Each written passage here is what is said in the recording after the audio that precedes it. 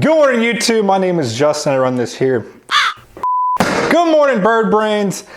What's in this box? Good morning, bird brains. In this box is the most expensive tools that I have ever bought. Let's get into it.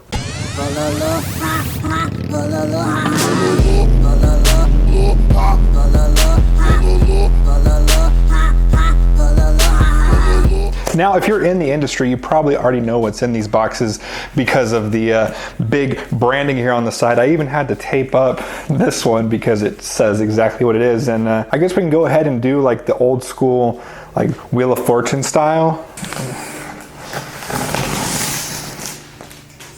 That's right, guys. We got a welder in this box and we've got a plasma cutter in this box. So in case you've missed any videos I've talked about it, I used to weld a lot back in high school. I've got a lot of MIG welding experience. What's in this box here is actually a TIG welder, so a little bit different world. But about a year ago, I kind of just thought, hey, I really enjoyed welding. I really like it. I'm doing things that could benefit from me having a welder and knowing how to TIG weld. So I went ahead and did a shit ton of research. I didn't just go on and buy whatever I could find on the internet. So I know welding's kind of one of those Ford versus Chevy, Pepsi versus Coke type of things, and everyone has their favorites. So I'm sure there's gonna be some people upset in the comments that I didn't get insert other brand name here. But this brand was actually recommended to me by Brian from 4130 Chassis Works, the guy that built my handlebars for the Fat Bob. This guy used to weld for Robbie Gordon, guys. He used to build trophy trucks. So that's where he gets his name. 4130 is the type of metal that they use to make trophy trucks. So yeah, I trust him.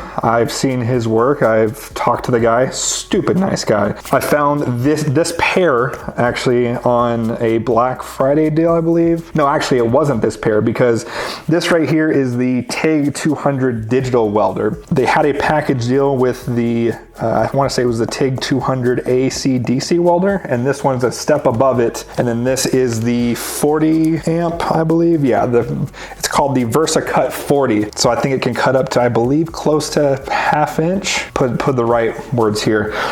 Basically, I went down one on the plasma cutter and up one on the welder from the package that they were offering, but I still got an awesome deal on it. I also got one of the Eastwood carts that's specifically built to fit these two machines to, you know, minimize space. And I've got a lot of other toys that I've got in accordance or in prepper.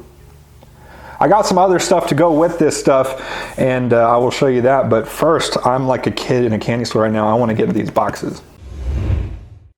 So we'll go ahead and open the welder first. Full transparency, I don't have everything I need to get welding today, so you will not be seeing that on this episode. But I believe I'll be getting everything else tomorrow. One of the big things I'm missing, of course, is a gas bottle for this, and I should be able to go pick that up tomorrow if my schedule cooperates. Assembly and operating instructions, don't need those. Just kidding, come back. I definitely will need those at some point. Put these in a safe spot. All right, let's see what we got here.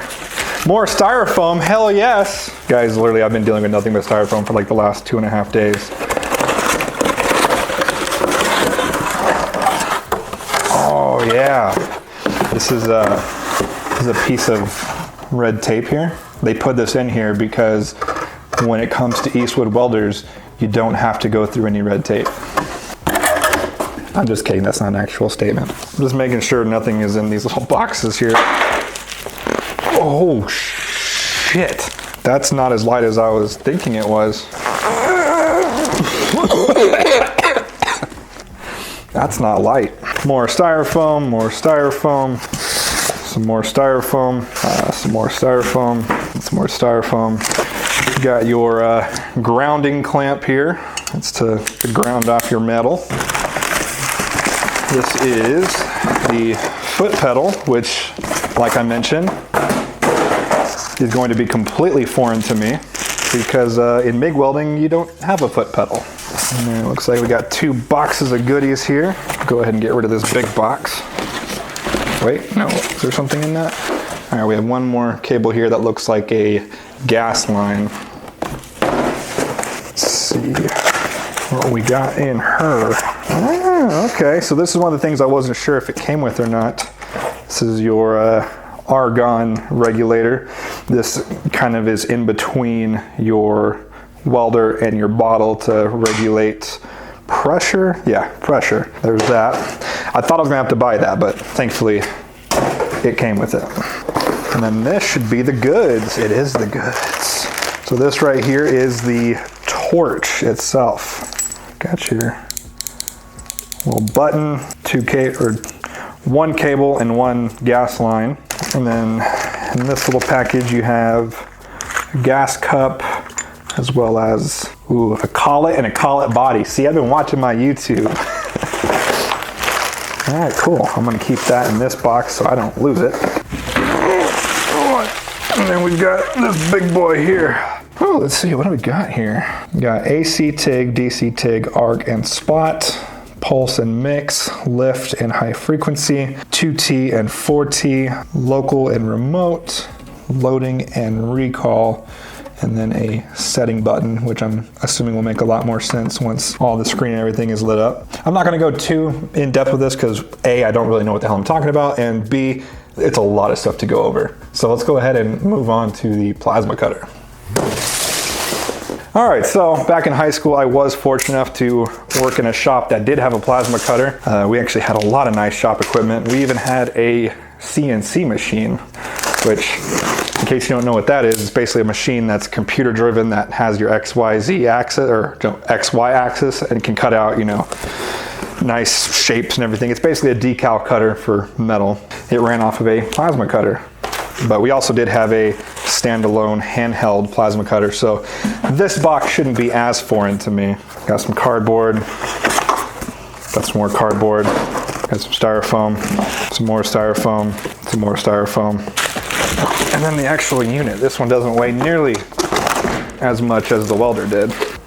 Oh yeah, look, some more styrofoam. Dope. What? More styrofoam? And that is all cardboard.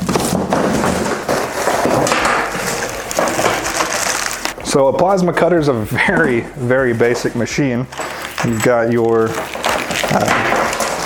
plug in here. It's a 240 volt. I can never remember if it's 240 or 220. It's 240, yeah. So it's like it's kind of like what your dryer plugs into. Actually, this one's not. This is a converter here. This one is, but this model can be run off of 120, which I'm hoping I'm able to do because I only have one 240 outlet and that runs my compressor. So, which, in case you don't know, you have to run compressed air through a plasma cutter to get it to work. Once again, you have your ground, and then you have, I don't know if this is called a torch or a gun. We just called it a plasma cutter, so I don't know what the exact terminology is. It's pretty basic. You just hook up your line into that, your air goes in there, and then your torch and everything comes out the front here. And then basically you just control the power and that's it. But it slices through metal like butter. You might ask yourself, why did I go with a plasma cutter as opposed to, for example, like an oxyacetylene torch or anything like that? And honestly, it's just because this stuff is faster, it's cleaner, you can get straighter cuts with it. Most of the time, I mean, of course, there's workarounds and everything, but I've just got a lot of experience with this. I'm comfortable with it, and for the price, you're definitely gonna get your money out of a small little unit like this. And of course, it all depends on what you're gonna build and everything, but I felt like for what I'm wanting to do, which we'll get to that later, that a plasma cutter was going to do the job the best. All right, what do you say that we open up that cart right there and get this stuff up and looking good, and then I'll kind of show you around it, everything else that I bought to go along with these new toys.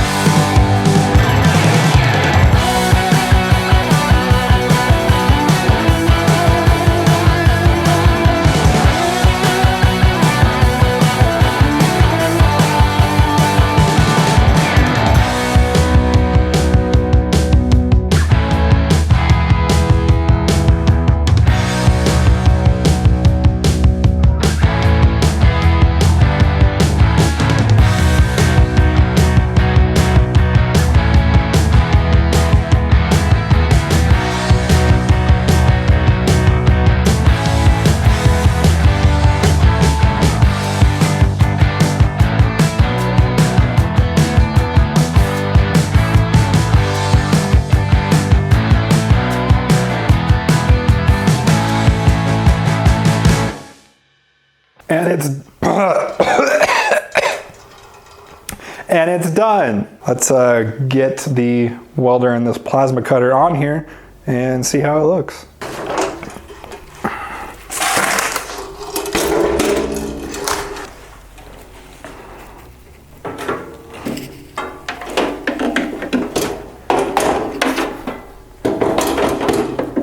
All right, so there you have it.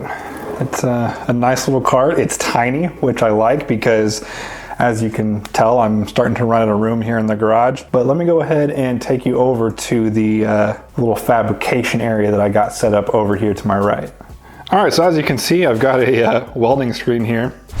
I didn't quite think this one through. I was kind of, saying, hey, I don't want to blind my neighbors, and then I can also use it to, block the bikes and stuff like that. But it doesn't fold up or anything. That's as small as it goes. So that just might be a part of the garage now. Don't know how exactly I feel about that, but let me get this moved real quick and I'll show you what's behind it. All right, here we go. So this is basically just a little fabrication table. Nothing too extreme. I don't plan on working on anything huge. A lot of my stuff's gonna be little intricate things. So got this, it's super stable. It's really heavy. I don't know, I want to say that's probably 1/8 inch steel on here. So nice and tough. Came with a bunch of little tools that you can use to like clamp things down. This is just like a small percentage of them. There's a whole lot more in a box somewhere. You can pretty much just use to set up, jigs and templates and things like that. Got a 4-pack of welding squares. These aren't very strong, so I might have to replace these. The ones I used back in high school were a whole lot sturdier than this. But like I said, I'm gonna be working a lot of light stuff, not a lot of heavy things. So these might work out. In case you don't know what these are, it's basically like a square, but they're magnetic. So if I were to put a piece of metal down, put this down, and put a piece of metal up, I know that my corner is at a 90 degree. And of course I got some soapstone holders here. This is to make markings on metal. So basically like a chalk type thing. And then down here, I got a new drill press. Yes, those are my knees. I don't have a drill press. This is just a kind of cheap one off of Amazon, but it had good reviews. I figured for what I'm gonna be using it for, it's definitely going to be better than a hand drill. And if I need something better, I'll just upgrade later at that time. And then over here in the old toolbox, I kind of made this kind of like my welding area type stuff. I got a couple of precision instruments. Got a pair of I don't know what these are called, digital calipers, I believe, but it tells you basically how wide something is at a given point, so might need that. I never used any of those back in the stuff I was doing, but I felt like it might come in handy. I don't know why. And then I got a digital angle finder. Never used one of these either, but once again, for the things that I'm planning on doing, hopefully that'll come in hand. And then I just got a couple of safety things. I got some welding gloves from this company called Defiant Metal. Got some safety glasses and a Breathe Safe razor mask.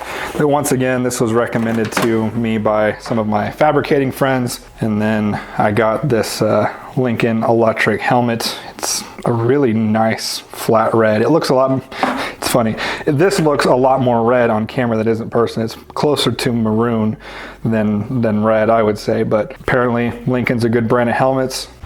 I have no idea what brand of helmet I used back when I was doing it, but apparently it's good. Had good reviews on Amazon, so I went ahead and got that as well. So I guess that brings me to my final point is, what am I gonna be making?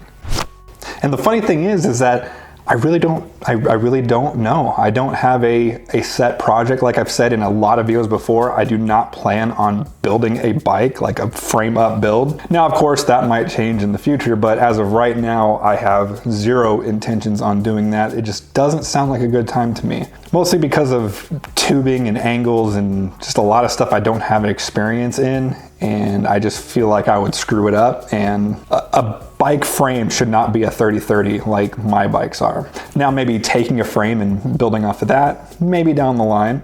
But right now I'm really just focusing, like I said, on little things, little brackets here and there. I really want to make those little like nuts and bolts sculpture things where you just like weld a bunch of shit together and make something out of it. That seems really intriguing to me, at least, you know, to get my feet wet in TIG welding. And then the only other thing I really want to build, it wouldn't be so much for the channel, but I really want to build bumpers and a chase rack for my truck. I have zero use for it. I don't, my truck isn't even 4-wheel drive.